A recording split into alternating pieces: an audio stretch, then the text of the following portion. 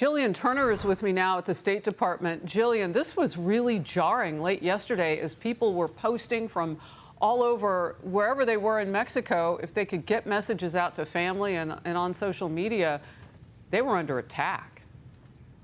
That's right, Harris. And even officials here at the State Department were caught off guard and surprised by the violent response we saw from the Jalisco cartel and some of the competing cartels yesterday. I just got off the phone now with a senior State Department official who emphasized that those shelter-in-place orders for Americans in the areas surrounding Puerto Vallarta and in Puerto Vallarta are very much in effect. That chaos, violence, the unrest we saw yesterday, still in effect today. Mexican authorities are releasing some new information now. They are reporting 27 arrests made in Jalisco in connection with violence since El Mencho's killing yesterday. This comes after 27 security personnel and 30 criminals have been killed in the ensuing cartel warfare. Mexican President Claudia Sheinbaum has been briefing her public. Take a quick listen.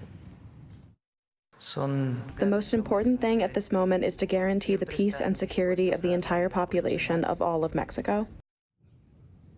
The Deputy Secretary of State says despite the chaos, taking out El Mencho is a great thing for the U.S., for Mexico, for all of Latin America. He writes in part, quote, calling El Mencho one of the bloodiest and most ruthless drug kingpins. He says, I'm watching the scenes of violence from Mexico with great sadness and concern. It is not surprising.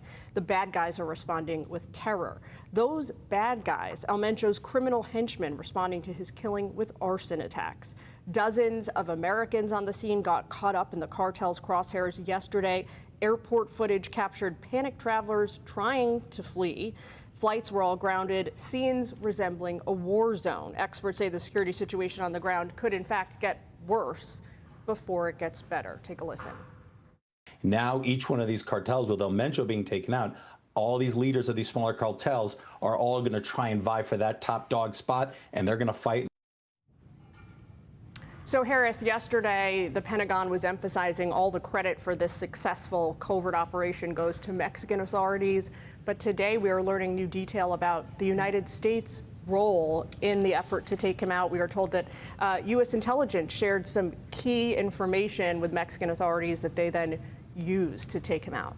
Harris? Yeah, a member of my team just handed me this about the role that we played in all of that. And so I imagine throughout the day, as you've just said, Jillian, we'll learn more and more.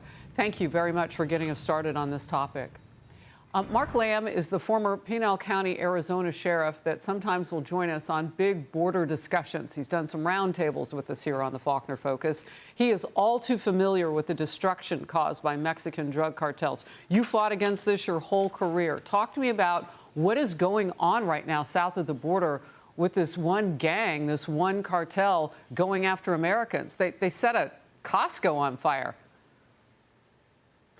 Well, good morning to you, Harris, and thanks for having me on. Look, this just shows the capabilities that these cartels have. This is why you have to take them out. They are terrorists. This is exactly what they're doing in Puerto Vallarta. What they are doing is burning buses, lighting gas stations on fire, because they want to create terror for those who struck a nerve. This is a good sign, though, because I'm in the best way possible, I can say that. This is a good sign because we did touch a nerve with this cartel. And one of your other guests was right. This will create compression amongst those other cartels. We may see more violence stem from this, but what we're seeing right now is their capability for violence, and this should awake Americans up. This is why it's so important to close our borders. Look, the shelter-in-place situation, and there's a list. I want to tell everybody I have pulled it and pinned it atop my my own X account, Harris Faulkner, so you can get all those numbers and connections for the U.S. Embassy. We will mirror that on the Faulkner Focus pages as well.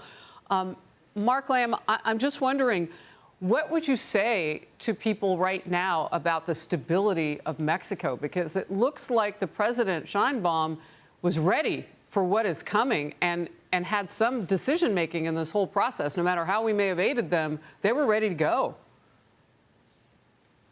Well, I think, Harris, you have to say there's some instability there. Just look at the smoke and look at the fact that you're having to lock people down.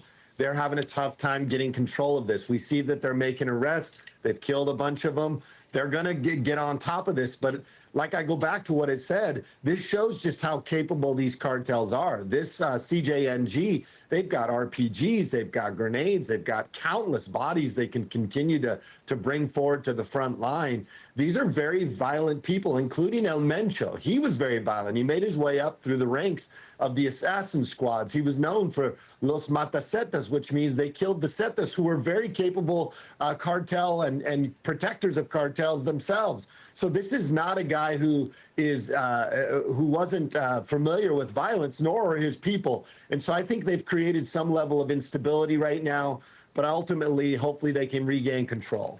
Look, you talked about the many different cartels down there. We have certainly caused some instability for them with putting pressure on going after them from inside Mexico and shutting down our border for all intents and purposes. They cannot get through on any day right now under President Trump. Absolutely. President Trump came in and we saw a difference immediately. We've seen it nationwide with the reduction of fentanyl poisonings, with the amount of drugs that are coming in. Even here in our county where I was the sheriff, we're seeing much larger drug seizures, which means they have a tougher time getting it in. The amount of humans they were able to traffic has decreased, which has decreased the cash flow that they have had.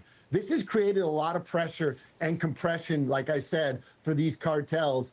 And Mencho was one of them. And so you see this infighting, and now this is going to create another avenue for other cartels to take over some of those channels of drug trafficking that this cartel had.